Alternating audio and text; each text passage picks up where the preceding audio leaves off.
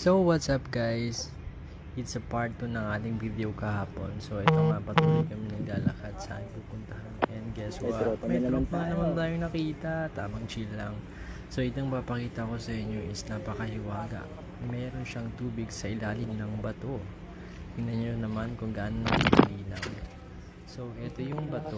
So yan sa ilalim. May mga tubig yan. So kung nakikita nyo, sobrang clear talaga.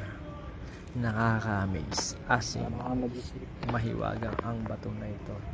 So tingnan nyo kung gaano ka-clear. Clear na clear. So eto yung bato. Yan, dyan sa ilalim nagagaling.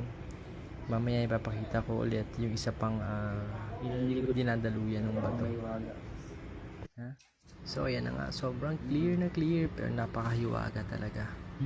Sobrang nakaka-amaze. So lipat